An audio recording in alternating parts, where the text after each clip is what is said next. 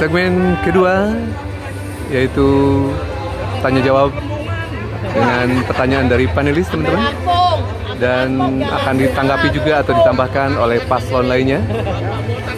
Ada dua segmen teman-teman, di 2 dan ketiga merupakan pendalaman dari visi misi yang sudah disampaikan di segmen pertama.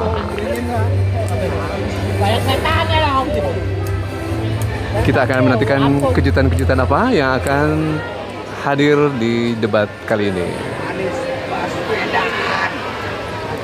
Ya, pemirsa, Anda kembali menyaksikan debat kelima calon presiden pemilu tahun 2024 dengan subtema pendidikan, kesehatan, ketenagakerjaan, kebudayaan, teknologi informasi, kesejahteraan sosial, dan inklusi. Dan pada segmen ini, calon presiden akan menjawab pertanyaan yang telah dibuat oleh tim panelis. Untuk itu, kami undang terlebih dahulu paslon untuk menuju ke podium kembali. Silakan Bapak-bapak.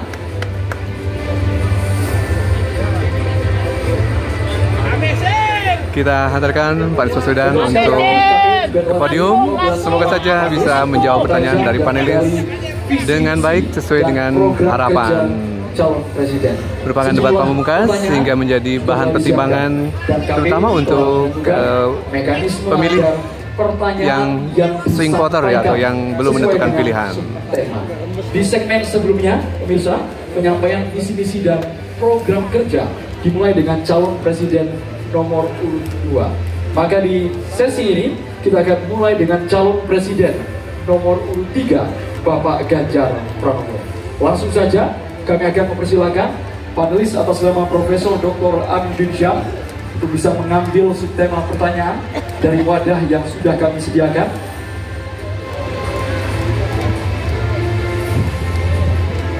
Kami mohon untuk dibuka dan diperlihatkan kepada calon presiden dan ke kami, moderator.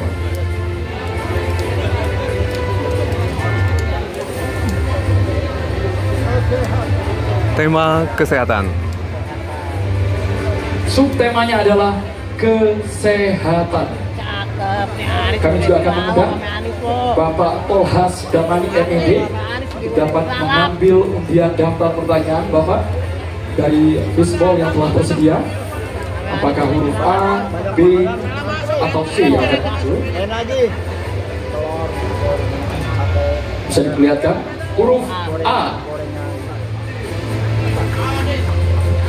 Baik, ini pertanyaannya masih tersegel dengan subtema kesehatan.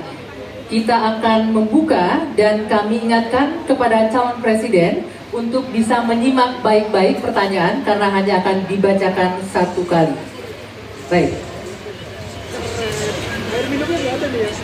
Pertanyaan untuk calon presiden nomor urut 3, Bapak Ganjar Pranowo. World Population Prospect tahun 2022 menunjukkan angka harapan hidup manusia Indonesia berada di urutan 10 dari 11 negara ASEAN. Salah satu penyebabnya, kebijakan program dan anggaran kesehatan lebih berorientasi pada aspek kuratif daripada promotif dan preventif. Pertanyaannya, bagaimana strategi paslon untuk memprioritaskan anggaran dan program promotif preventif? Silakan, waktu Anda 2 menit menjawab, dimulai ketika berbicara. Terima kasih. Kalau tadi dalam pembukaan saya sampaikan mesti preventif dan promotif mesti diwujudkan dalam bentuk kepengetahuan kita terhadap kesehatan minimal untuk kita sendiri. Berolahraga, makan sehat, hidup bersih sehat, saya kira itu yang paling baik. Maka pada tahap berikutnya barulah kemudian kita memberikan fasilitas kesehatan sampai ke desa-desa seperti tadi saya sampaikan, 1 desa, 1 vaskes, 1 nakes. Hanya memang ketika undang-undang sebelumnya mengatur bahwa ada persentase dari anggaran untuk kesehatan mesti diberikan, terpotong kemarin. Rasanya ini mesti dikembalikan. Angka 5-10% menjadi angka yang bisa memastikan dalam politik kesehatan kita layanan itu akan jauh bisa lebih baik. Namun ingat, kalau kita bicara angka harapan hidup, maka terhadap mereka mesti mendapatkan layanan kesehatan baik, mereka mesti mendapatkan hiburan yang baik, budayawan juga bisa membantu mereka untuk bisa membahagiakan mereka. Maka pada saat itu ternyata ada juga keinginan dari masyarakat, kami juga perlu mendapatkan layanan yang baik. Maka kalau kemudian kami bisa mendapatkan layanan baik, maka kami merasa nyaman, kami senang, dan hidup kami akan lebih panjang. Maka peran posyandu, peran dasawisma, peran kelurahan, RT itu menjadi kekuatan yang luar biasa. Di samping tentu saja pemerintah akan mendampingi dalam setiap kebijakan yang ada, sehingga dalam politik anggaran ada persentase yang mesti disiapkan agar anggaran kita bisa cukup untuk bisa memenuhi. Tentu ini kita bisa lakukan secara bertahap, dan itulah program yang cukup bisa komprehensif menyelesaikan bagaimana harapan hidup bisa jauh lebih panjang.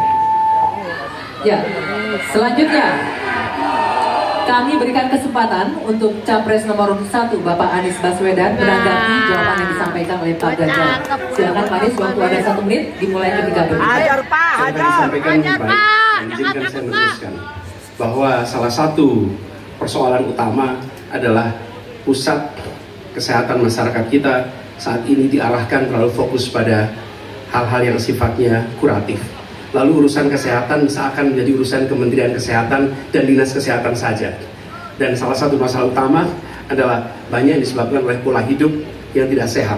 Karena itu kami melihat yang disebut sebagai promotif, preventif, kuratif ini harus seimbang. Jadi kesehatan itu harus lintas sektoral.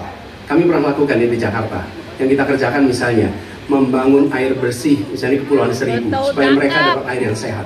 Yang kedua, membangun taman-taman, membangun jalur sepeda, kemudian membangun trotoar, membuat orang berjalan kaki, festival olahraga. Jadi unsurnya adalah lintas sektoral, supaya dana itu bukan hanya pada dinas kesehatan, tapi pada semua bidang yang terkait dengan preventif promotif. Berikutnya, kami persilakan Capres nomor urut 2 Bapak Prabowo Subianto untuk menanggapi jawaban dari Pak Ganjar. Jadi saya dari solutif langsung, dan masalah kesehatan di Indonesia adalah kurangnya dokter. Kita kurang 140.000 dokter, itu utama.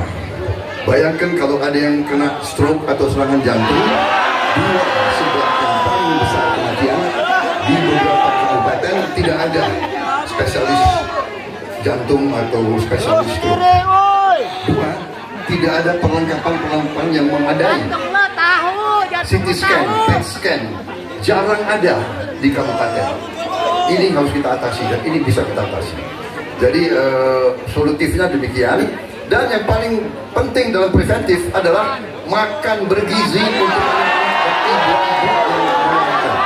Makan bergizi ini meningkatkan daya tahan imunitas, mencegah penyakit.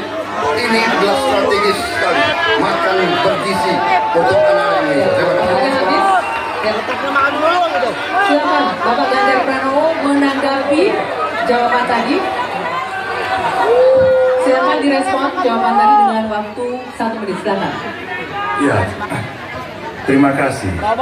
One Health, satu kesehatan untuk semua, dan ini mesti dibicarakan ya manusianya, ya kesehatan hewannya, karena ada zoonosis juga di sana. Maka kalau kita bicara bagaimana secara holistik, maka kesehatan semesta inilah yang mesti kita ciptakan. Saya masih berprinsip pada preventif promotif itu jauh lebih baik.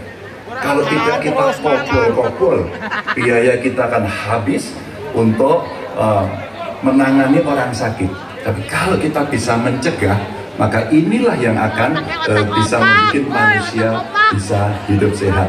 Maka sekali lagi, anggaran pendidikan untuk pencegahan, untuk kesehatan itu bisa kembali pada formula awal, dan yang kemudian kita menciptakan ruang-ruang layanan yang jauh lebih baik, apalagi untuk preventif dan promotif yang bisa diberikan oleh pemerintah. Ya,